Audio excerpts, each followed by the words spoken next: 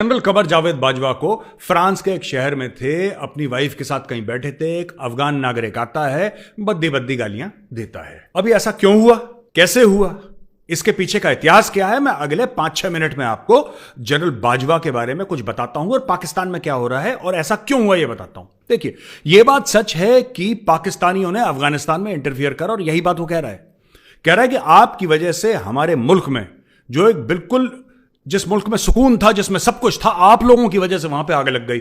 आप लोगों की वजह से वहां पे 40 साल से गृहयुद्ध जैसी स्थिति है, क्योंकि हां, पाकिस्तानियों ने पैसा लिया, उनके जर्नलों ने पैसा लिया, वहां पे अमेरिकी फौजों को जाने दिया, उनको बोला कि हां, हम आपको प्रोवाइड करते हैं, सारी फैसिलिटी देते हैं, आप सिर्फ पैसे लाओ। ये सब करा इन्होंने, और फिर उसके खूब ऐश करी, अय्याशी करी पूरे पाकिस्तान ने, पूरे मुल्क ने अय्याशी करी इसकी, और वहां पे खून खराबा। यानी कि जिनको ये मुसलमान भाई बोलते थे, उनको कटवा दिया खुद की जेब में पैसे डालने के लिए, और ये सबसे बड़े दुनिया के मुसलमान बनते हैं पाकिस्तानी। आप समझ रहे हैं कितनी बड़ी मक्कारी की बात है ये। जनरल जियाउल हक ने पैसे लिए CIA से, जो खुफिया एजेंसी है अमेरिका की, उससे पैसे लिए, और जब रूस था अफगानिस्तान के अंदर, वहां पे मुजाहिदीन तैयार करे, वहां पे लड़ाकू तैयार करे, वहां पे खून खराबा करा। फिर जब 9/11 हुआ, उसके बाद फिर इन्होंने पैसे लिए यार, फिर पैसे लिए, फिर भेजे अमेरिकन वहां पे खून खराबा करने के लिए।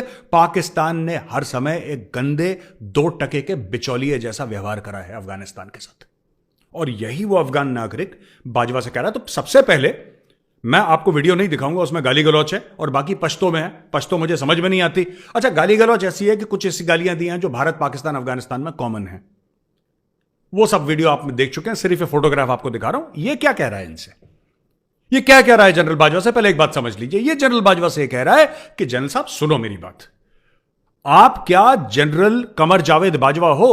जनरल बाजवा को डर लगा, जनरल बाजवा ने बोला मैं वो हुई नहीं, मैं वो हुई नहीं। फिर जब ये वीडियो बनाना इसने जारी रखा है इस बंदे ने, तो फिर जनरल बाजवा कहता है मैं पुलिस को बुला लूंगा। तो ये बंदा कहता है यार तुम पुलिस को बुलाने की बात कर रहे हो, थैंक गॉड यहां पे पुलिस है, पुलिस नहीं होती ना मैं यहीं पे मार लगानी थी तुम्हारी। ये बोल रहा है जनरल बाजवा को, ठीक है।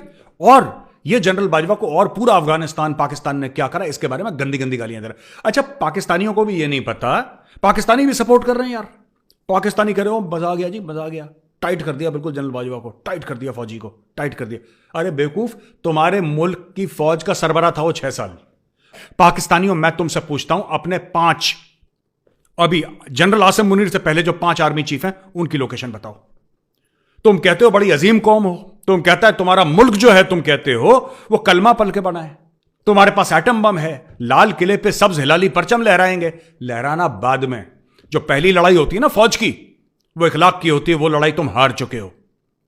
तुम्हारी फौज अजीम है ही नहीं। अगर तुम्हारी फौज अजीम होती तो तुम्हारी फौज के सरबराह पाकिस्तान में जीते, पाकिस्तान में मरते।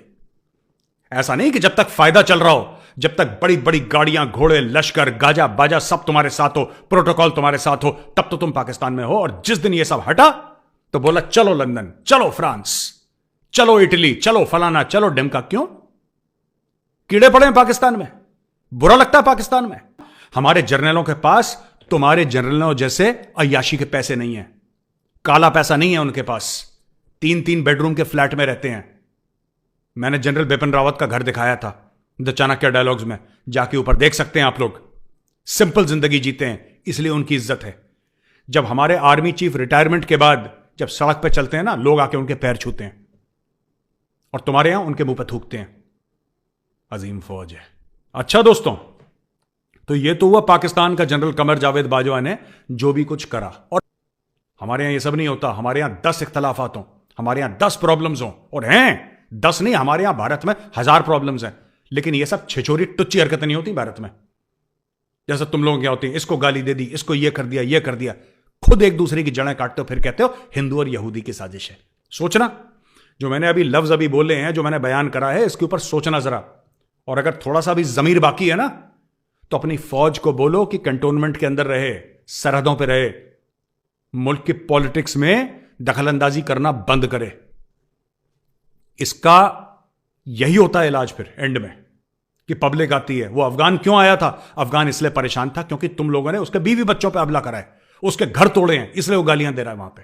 और मैं एक और चीज पूछना चाहता हूं यार, मैं on a very serious note, Pakistani, तुम्हारे जनरलों के पास इतने पैसे कैसे आते हैं कि फ्रांस के किसी शहर में बैठ के घूम रहे हैं?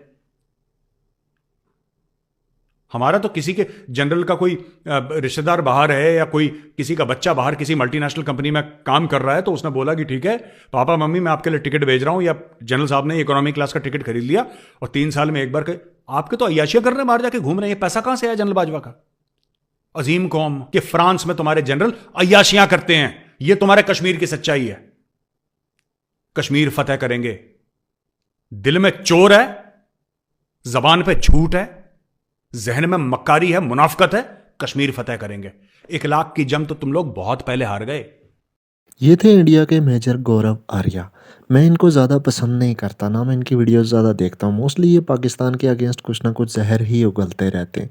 लेकिन आज की वीडियो देख के मुझे लगा कि इन्होंने पाकिस्तान को बिल्कुल सच्चा आईना दिखाया है।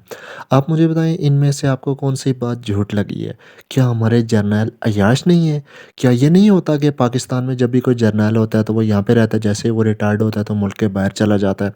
जिसको पुतिन ने इस तरह कहा था कि पाकिस्तान एक अमीरों का कब्रिस्तान है। जब भी कोई यहाँ पे होता है, कोई बड़ा पॉलिटिशियन होता है या जर्नल होता है या कोई भी होता है या बिजनेसमैन होता है, तो उसके सारे एसेट्स फॉरेन कंट्री में होते हैं। लेकिन जैसे ही वो बंदा मरता है तो उसके बाद उसको पाकिस्तान में ही दफन किया जाता है। तो ये पाकिस्तान की कुछ कड़वी सच्चाई है, इसमें कुछ भी मुझे झूठ नहीं लगा। मैं एक दफ़ा एक फ़ौजी सिपाही से मिला, तो मैंने उससे पूछा कि क्या मामलात है? मैंने उससे कहा, तो आपको तो बहुत बड़े मज़े हैं, आपको जो है ना सारा कुछ मेडिकल फ्री होता है, आपके लिए इलाज फ्री होता है, तो आपकी सैलरी भी अच्छी है। तो उसने मुझे पता है क्या कहा? वो कहता है कि हमारे जो ऑफ़िसर हैं ना, उनके सामने अगर एटीएम मशीनें भी खोल के रख दी जाएँ, तो एटीएम मशीनों के पास इतना पैसा नहीं है जितनी उनकी सैलरी है। लेकिन हमें सिर्फ़ इतना दिया जाता है कि हमसे एक रिक्शे वाला ज़्यादा कमा सकता है। तो ये एक मैं रियल टाइम बता रहा हूँ, मैंने एक फ़ौजी से पूछा तो उसने मुझे बताया। तो आई होप आज की वीडियो आपको यूज़फुल लगी होगी। नेक्स्ट वीडियो तक के लिए मुझे दीजिए इजाज़त। दुआ में याद रखिएगा। अल्लाह हाफ़िज़।